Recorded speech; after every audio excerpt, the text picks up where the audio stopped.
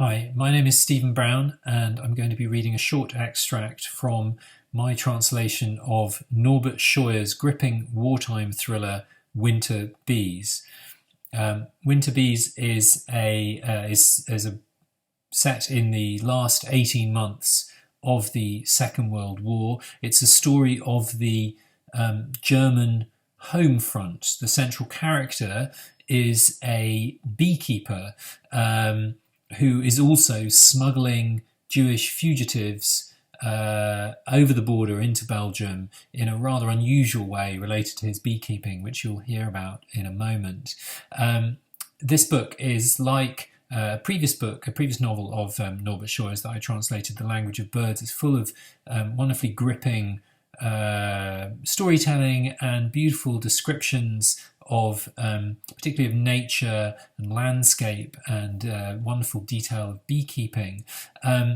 It's also got this amazing sort of central flawed protagonist who's a bit Oscar Schindler-like, because he is saving these Jews, but he's also a compulsive womanizer, and he is saving the Jews for money, albeit that he needs the money for his epilepsy medication.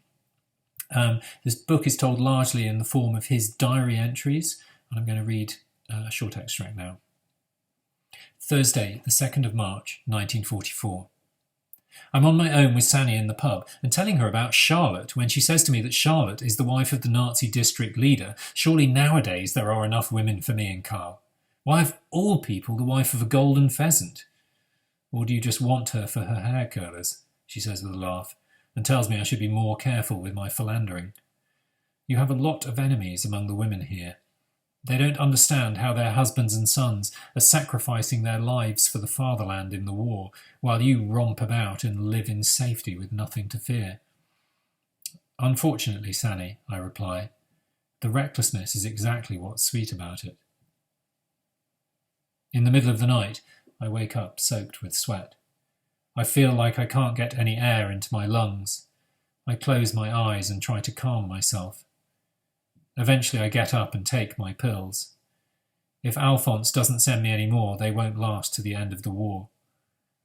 The pharmacist demands more money every time for the new anticonvulsive, the one that does such a good job controlling my epileptic seizures. I have this fear that without the drugs, people will start to notice my illness again, and they'll get rid of me again like before. I'd never have been allowed to come back here without them. I'm afraid of losing my mind. Friday, 24th of March, 1944. The winter bees will die soon. They look piteous. They have spent their life force in the long, frosty months. Ground down by their labours for the colony, their tiny bodies have grown completely bald, their wings are frayed and creased.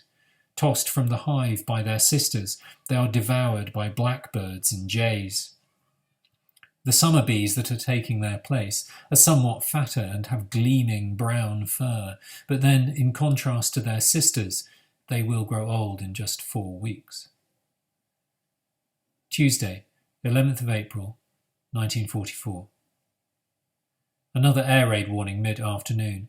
Everyone seeks shelter in the newly prepared bunker tunnels, which people say are completely safe. After they've gone, it's as if our little town has died out. I stay with my bees. I feel safe in my shed. I can work there in peace on my hiding place for transporting the fugitives, and have no need to fear that someone might walk by. I've constructed 4 specially designed stackable boxes, dimensions slightly larger in width and height than the normal hives with their bee colonies. I set the normal hives up on a base, so that the difference between the dummy hives and the real ones doesn't draw the eye. A full-grown man can squeeze himself into one of these fake hives with no trouble. While they're travelling on the back of the cart, the fugitives will be able to open the flap in the upper part of the hive so that they can gulp down some air, have a look outside, even leave their hiding place and crawl under the tarpaulin. If anyone approaches the wagon, the dog starts to bark. That's the signal for the fugitives to get themselves back into their hiding place quickly.